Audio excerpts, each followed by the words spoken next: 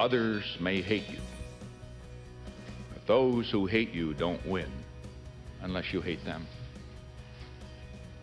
And then you destroy yourself.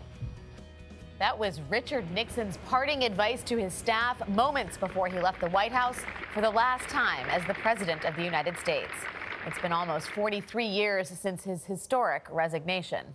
And while Mr. Nixon's time in office may have ended in shame, a new book argues he had an outsized influence on our world today.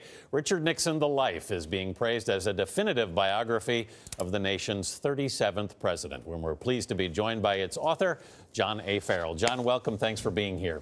Anytime. Let's start with a president taking a trip to Saudi Arabia in the middle of a crisis. Which, you think there are any analogies? Which Richard Nixon, in fact, did in 1974. He did. In the summer of 1974, he took off. He did several foreign policy trips. He had one of his last summits with Soviet leaders.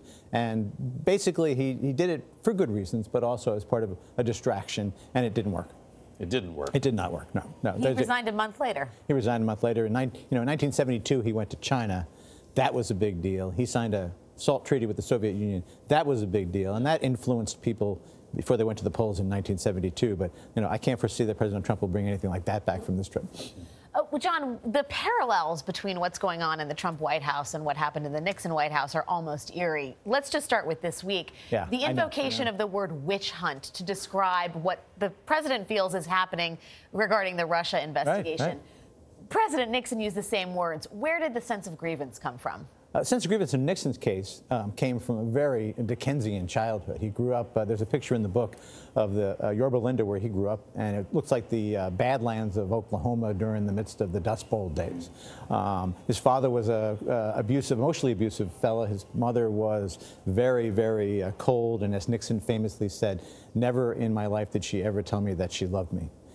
So that kind of grievance was sort of fueled then when he gets into the campaigns against the Kennedys and other Ivy League types, and he begins to think of himself as the common man, the forgotten American. Yeah. Which we heard a lot from President Trump. We actually heard forgotten American this week from President Trump. John, talk to me a little bit about how President Nixon's party reacted to him through the Watergate crisis? Because initially, the conservatives didn't like Richard Nixon. No, they didn't. And he actually has this little star of his own up in the celestial sky of politics, because the conservatives have moved on to Reaganism and a more right-wing stance, and liberals will never like Richard Nixon. So he sort of floats around by himself. But his party stuck with him right till the very end, till we had what was known as the smoking gun tape came out in the end of as the result of a Supreme Court decision in July 1974. And then Barry Goldwater and Hugh Scott and John Rhodes went up to the White House, and they met with him, and they said, we don't have the votes to stop impeachment in the House, and you're going to get convicted in the Senate. And that's when he decided to leave. And what of Nixon's relationship to his staff? Donald Trump, this week it was revealed that he had been having conversations directly with Michael Flynn, even though he was under investigation. Donald Trump had a conversation with H.R. Haldeman. It sounds like there were similar parallels. Richard Nixon had a conversation. Yeah. Richard Nixon. Yeah. Nixon never said anything like this. So this is from this morning's Times. I just fired the head of the FBI. I faced great pressure because of Russia. That's taken off. It took Nixon until after he resigned, was on David Frost, to say something that was sort of that incriminating or that kind of a self-indictment.